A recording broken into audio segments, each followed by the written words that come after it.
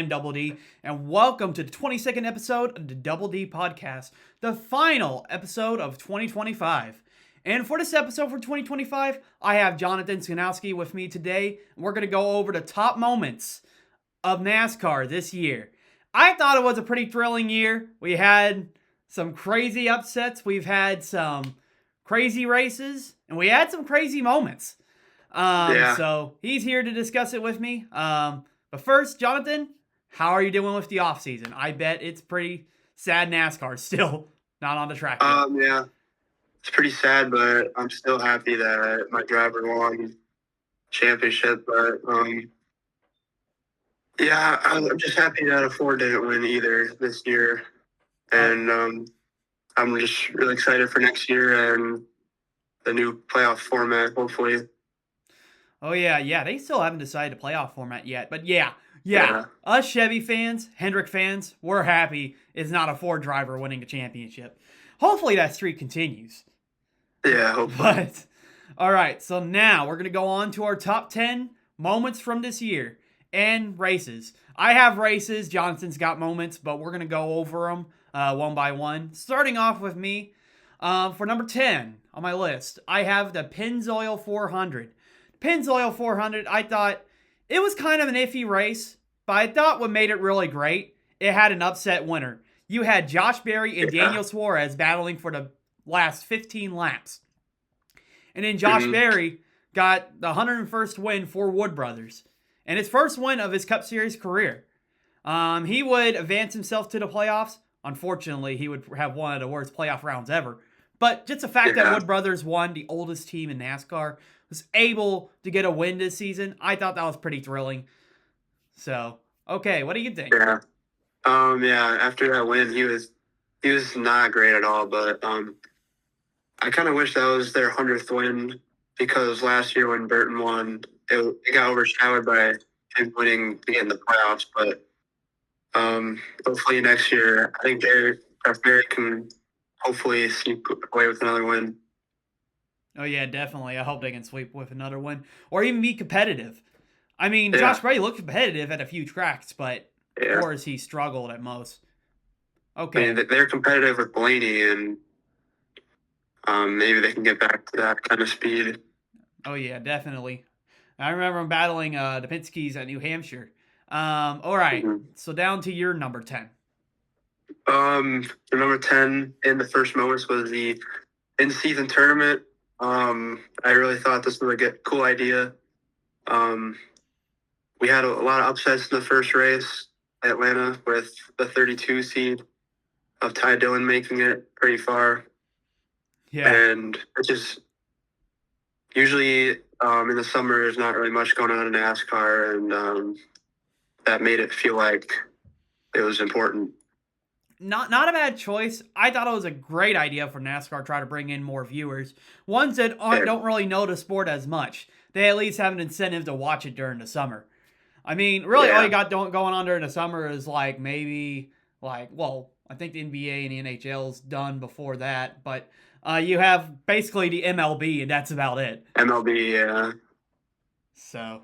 I mean, MLB was really fun for me to watch because my team was very good during the summer. Yeah. Unfortunately, they came up one game short against the Dodgers. No, I think it got swept against the Dodgers. They got swept. Oh, boy. They got swept, yeah. Yeah. Unfortunately, we had to see the Dodgers go back-to-back. Yeah. But that sucks. But back to what we were talking about. Yeah. I was happy they did the in-season challenge. I mean, I didn't really like the fact that Ty Gibbs won it. I was hoping a small car team would win. Colleague's not as small of a team, but they don't have as much money as what Joe Gibbs Racing, Hendrick Motorsports. I was wanting to see an underdog win that, and that didn't happen. But it sure made those races exciting to watch. So, I think that's a great number 10. All right. Yeah, I think too. So, number 9. I just have races, of course. But number 9, I got the Yellowwood 500 at Talladega. It was a pretty interesting race. It wasn't as bad as the spring. It was still an entertaining finish. Chase Briscoe was able to win that race. Only reason why I didn't like this race was because Chase Elliott got wrecked. And that pretty much put him in a must-win for Martinsville. But I was happy Chase Briscoe won that race. And it made it entertaining, too. And the race was pretty. I thought it was decent. Yeah, What's I think your it was decent too. yeah? I don't think I was able to watch most of it 'cause I think I was doing something, but I think I was watching the end of it, and I was really happy for Chase Briscoe getting in the Final Four. Yeah.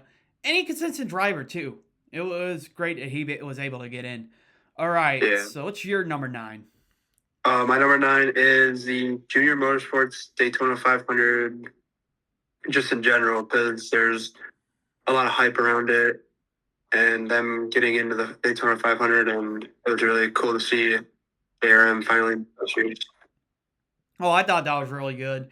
That was a pretty good moment, too. I was glad to see, like, Junior Motorsports get into the Daytona 500. Hopefully, Yeah, this is a foot in the door that they'll have a full time Cup Series team. yeah, maybe in 27 because they're running the 500 next year, but maybe they'll add some more races with Allgaier. Yeah.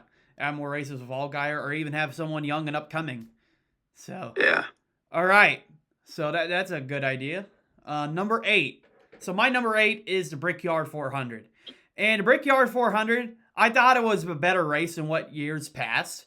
Um, yeah, there was you had some drafting going on, and it had a lot of strategy in play. I didn't think it was as bad of a race. And then, of course, Bubba Wallace and Kyle Larson battling it for at the end. yeah. It was cool to see. I don't know. I'm not sure if Bubba Wallace is an underdog, but I'm glad to see someone that doesn't usually win that race. Yeah. And I thought that's why I put it at number 8. I mean, it was I probably was, like top 10 in races this year, but I thought with like the moments it yeah, had, and of course the end of the in-season challenge. So yeah. I was thinking about putting that in my top 10, but I just feel like I don't know why I did. I think there's too many good moments, but um, Bubba winning the Brickyard was definitely it was right outside my top 10, yeah, breaking his winless streak. yeah, yeah. Not the only time drivers have broken winless streaks. Um, Paul Menard got his first win in Palmer, 2011 back yeah, then, and I believe let's see, trying to think, Casey Kane Casey 2017. Kane, yeah, I was just about to say that. He broke his streak there. So Indianapolis, it may seem like a race like where the usual ones are going to win, but you never know over there. That's what makes it Yeah, so magical in whatever motorsport you're racing at. yeah, and I'm just glad with that the oval's back too. Oh yeah, I hated a road course. Yeah, What's your number 8? my number 8, we already talked about it, but it was Josh Berry's first win. Yeah, that's right. Yeah, kind of already talked about it though, but Yeah. um, Uh, just the underdog stories of that race for Wood Brothers getting their 101st win. yeah. Okay, so for number 7, I got the Daytona 500. The Daytona 500, I thought it wasn't as good as other Daytona 500s, but it was still an okay race. It was Yeah, crazy that they had a big wreck happen at the end, and NASCAR's inconsistencies. They decided not to throw to caution, and William Byron somehow got lucky and went back to back into 24. yeah, And I thought it was fitting it was a 24 as well, because Jeff Gordon, of course, won 3 yeah. times at Daytona. And I was there too at that race, and I mean, if Kyle Larson doesn't win, I'm gonna root for any other Hendrick driver or just anyone I don't want to win, like Pagano or whatever. But Yeah. um, yeah, my dad's also a Byron and Elliott fan, so he was pretty happy there. We were there. Yeah, and not just like Byron winning Daytona 500, but the race was wild. Ryan Preece also had that flip. He is That always flip, yeah. unlucky with his crashes. And then, of course, as you mentioned, JR Motorsports with their debut, getting Mhm. a top 10. That was amazing. Also, Jimmy Johnson got a top 3 in that race too. Yes, I forgot to That could have mention been a that. moment. Yeah. All right, so what's your number 7? My number 7 is NASCAR returning to Bowman Gray for the Clash. A really historic venue coming back in the current day. And it was a fun race to watch, and I'm excited to watch it next year too. Yeah. Yeah, Bowman Gray. I mean, I do like it for like the late model cars, for like Yeah, the lower tier cars, but for like the Cup Series, I thought it was a good thing they returned to it, but I kind of had it off my list because The race to me Yeah. wasn't as exciting as other races, Hmm. which I think that seems to why that NASCAR left the Clash. Yeah. What was I gonna say? Yeah, it's also why they don't have Bone Grey's on the regular schedule. They're kind of finding these really short tracks for the Clash, and they're kind of fun to watch. Yeah. Um, but yeah, what I meant by the Clash, LA Coliseum, of course. That's why I Yeah, didn't have North Wilkesboro on the list. Now I know it's historic for NASCAR return to North Wilkesboro, but I'm starting to think it's more of like a Gen 7 issue. Because if you notice at most short tracks, a Gen 7 would struggle. They would have to change out yeah, the tire wear and stuff. But at North Wilkesboro, this is an honorable mention I'm talking about, but North Wilkesboro, they had to throw a promoter's caution to make it yeah. entertaining. That was kind of corny, but I thought this year wasn't even that bad of a race. Um, it was better than the first 2 years, and maybe if we get a longer race, since this race will be in July now, Yeah. we'll see it. We'll see a decent race, hopefully. Yeah. Well, it wasn't a return. We did go there for a couple years for the All Star race, but it is returning next year on the regular season schedule. Hmm. So that'll be Sunday exciting to night. see how it's going to go. Your number, oh yeah, you mentioned, You're number 6 now. yeah, number 6. Okay. So number 6, I have the NASCAR championship race. Now I will have to say the championship race, what made it chaotic was all the tire problems these drivers were having. Chase Briscoe, Kyle Larson, William Byron had a tire problem with 3 laps to go, bringing a caution out on Denny Hamlin. And of course, Chris Gabehart made a wrong strategy call for Denny Hamlin, and that let Kyle Larson win the championship. I was happy to see Larson win. Yeah, I thought it was a decent race. I thought kind of like the yeah, it first was all half was right. kind of tiring, but it was I thought it was like a more exciting race for Phoenix than we've seen in the past. So that's why I put it Yeah. at number 6. Yeah, we saw a pretty good strategy. I felt bad for Hamlin. I don't really like him, but yeah, I don't think it was that bad a Phoenix race as past year. But hopefully, we'll be changing the championship now. For now on. Yeah, I'm hoping that we go to like the chase format where it's like 10 races instead of a 3-3-4 or where we're at right now. Yeah, I'll just take anything different at this point. Yeah. Who knows? Since NASCAR, I mean, I was going to mention this later in the episode, but this is going to be an honorable mention of mine. NASCAR in 2311 making a settlement on a lawsuit. I mean, Oh yeah, I refuse to talk about it on my channel because it's just a lot of lawyer stuff going on. I didn't want to yeah, give people out there the wrong information. But for them to reach a settlement on the charters shows that NASCAR is willing to compromise if they're forced to. And hopefully that shows a sign that they'll listen to the fans and they'll change the format. That's what I'm hoping. yeah. I also did not put that on my list, but that could have been a thing. But I just don't think that'll be part of the 2025 season. Yeah, I see what you mean. I just had it under because of the settlement. All right, Yeah. did we discuss your number 6? My 6 was the Coke 600, the entire race. I That had it race number was the 3. best race I've seen in years. Plus, we had amazing coverage on Amazon Prime. Oh I hope yeah, they do more races in late down the line in years. Maybe they'll even replace Fox. I would pray that happens. But yeah. yeah, that race is just so fun to watch. Yeah, the debut of Amazon Prime. I thought like the coverage they had was spectacular. I really hope they Yeah, would able to. I mean, of course, boomers aren't happy about it, but they don't realize it's cheap. And you also like get their free services that Amazon has.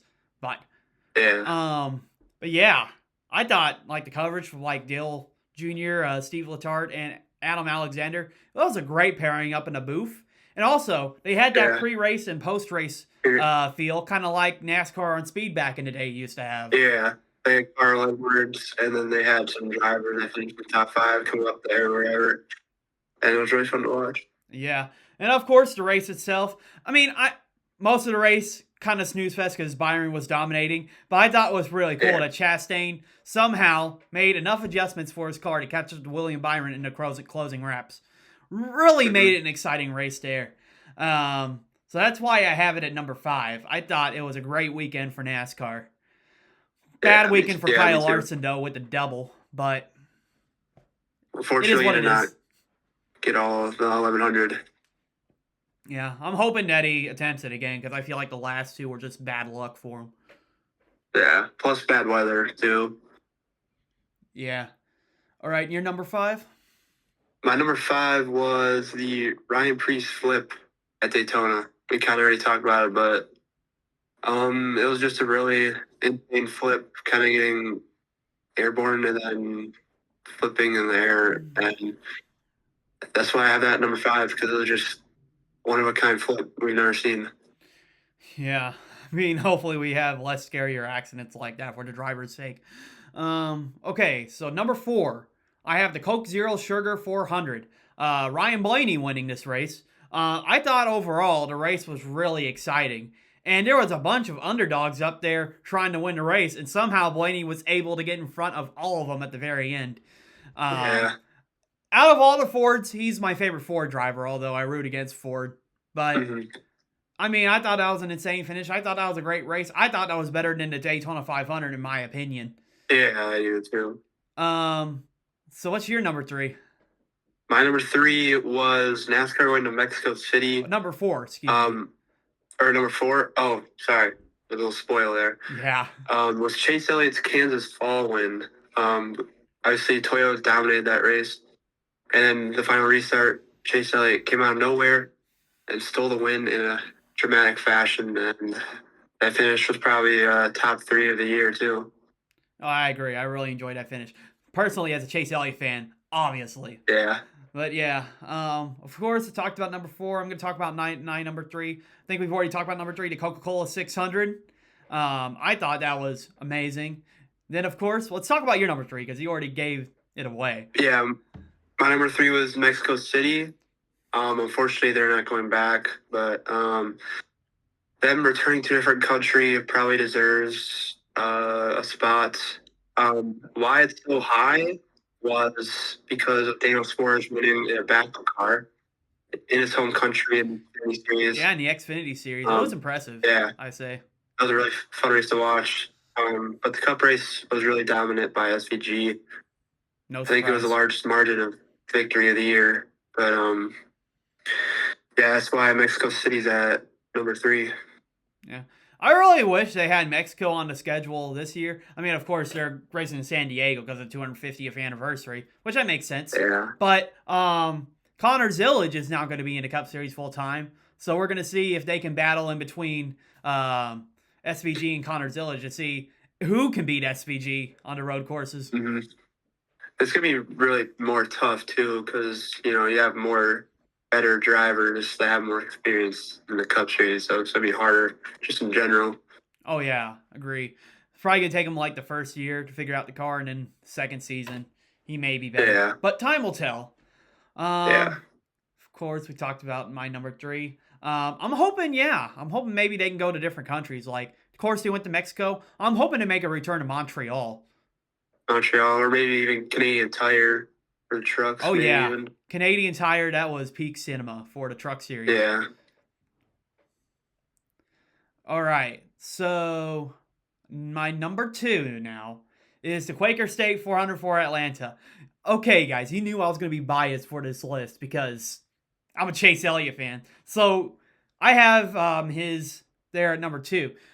Well, not just the Elliott one, but it was actually a pretty chaotic race. I mean, you had the big one happen early in the race, and then hmm you had all these other cars, of course, trying to race each other. There was only like 14 or 15 of them, like in the front pack, but it yeah, came down to the end because all of them were trying to play a chess game, what right moves they had to make at the right time. And Elliott made a calculated move, made it the first, and of course he won the race. And also the yeah. first race of the in-season challenge. When everybody was trying to make hmm those predictions, including me, our Oh brackets yeah, were my busted. bracket was so bad. Not gonna lie, but I also had that at my number 2. But to all the Atlanta haters, this is why we repaved it. Got it wrong. It's Echo Park. Echo Park. Yeah, yeah. I'm Sorry. playing. I will never call it Echo Park here. Yeah, me either. But that race was one of the probably the best of the year, I'd say. Um, There's been a lot of good races, and there were so many passes in the last 10 laps, and Chase Elliott winning made it the cherry on top. Definitely. And what's your number two? My number two was the same race. Same race. Wow. Yeah. So yeah, that's a good how he listed it. Hmm. All right. Yeah, I thought it was pretty good as long as they don't have like these drivers like playing fuel strategy. I think it's a Yeah. really good race. Hmm.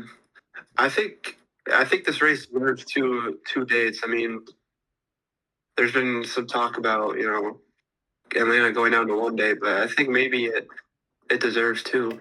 Yeah. All right. So we're gonna go down. Finally, we're at number one, guys. What y'all been waiting for? Final number one. We're gonna talk about in 2025 as well in this episode. Number one. He's already discussed it. I had the Hollywood Casino 400, the Kansas race. I mean, obviously Chase Elliott won that. Of course, we can put that at number one.